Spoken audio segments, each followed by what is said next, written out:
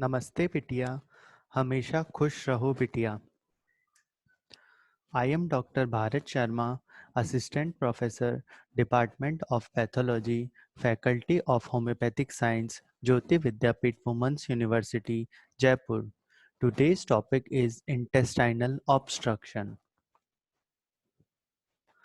An intestinal obstruction occurs when your small or large intestine is blocked. The blockage can be partial or total, and it prevents passage of fluids and digested food. If intestinal obstruction happens, food, fluids, gastric acids, and gases build up behind the site of blockage. The causes of intestinal obstruction can be classified under the following three broad groups. First is mechanical obstruction, second is neurogenic obstruction, third is vascular obstruction. Now we are discussing about mechanical obstruction. It occurs due to first is internal obstruction or intramural and intraluminal obstruction, in which other further divided into a inflammatory strictures. Example is Crohn's disease due to congenital stenosis, congenital atresia, imperforated anus. Other C is tumors, D is meconium in mucoviscidosis, E is roundworm, next is gallstones and fecolids and foreign bodies, and next is ulceration induced by potassium chloride tablets prescribed to counter hypokalemia. These all are the different types of internal obstruction. Now, second type of obstruction in mechanical obstruction is external compression. Examples of external compressions are peritoneal adhesions and bends, strangulated hernias, intussusceptions, volvulus, and intra-abdominal tumors, which all can externally obstruct the intestines. Now, second type is neurogenic obstruction. It occurs due to paralytic ileus, that is paralysis of muscularis of the intestine as a result of shock after abdominal operation or by acute peritonitis. Third is vascular obstruction. First is mechanical obstruction, second is external compression or neurogenic obstruction, and third is vascular obstruction. Now, obstruction of the superior mesenteric artery or its branches may result in infarction causing paralysis. The common causes are these. First is thrombosis, second is embolism, and third is accidental ligation. Out of the various causes listed above, condition producing external compression on the bowel wall are the most common causes of intestinal obstruction. Peritoneal adhesion and bends.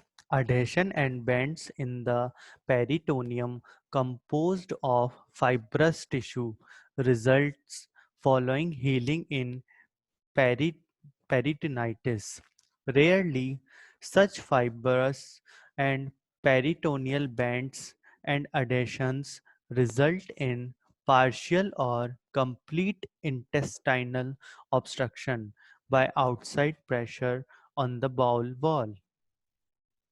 Hernia. Now, we are going to learn about hernia. Hernia is protrusion of portion of a viscus through an abnormal opening in the wall of its natural cavity. External hernia and internal hernia. First, we're going to learn about external hernia. External hernia is the protrusion of the bowel through a defect or weakness in the peritoneum. Internal hernia is the term applied for herniation that does not present on the external surface. Two major factors involved in the formation of a hernia, which are: first is local weakness and second is increased intra-abdominal pressure. These are the common sites of hernia. This is umbilical hernia, this is inguinal hernia, and it is femoral hernia. Intussusception. Intussusception is the telescoping of a segment of intestine into the segment below due to peristalsis. The telescoped segment is called the intussusceptum and lower receiving segment is called the intussuscipine. The condition occur more commonly in infant and young children, more often in the ileocecal region when the portion of ileum invaginate into the ascending colon without affecting the position of the ileocecal wall. Less common form are ilioileal and colic intussusception.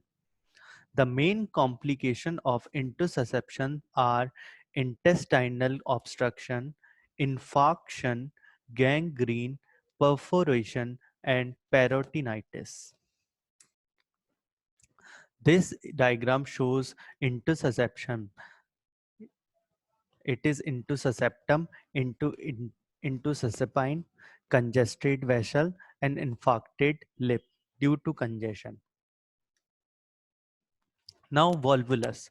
Volvulus is the twisting of loop of intestine upon itself through 180 degree or more. This leads to obstruction of the intestine as well as cutting of the blood supply to the affected loop. The usual causes are bands and adhesions, congenital or acquired, and long mesenteric attachments. The condition is more common in the sigmoid colon than the small bowels. This diagram shows rotation of 180 degree intestine. It is volvulus.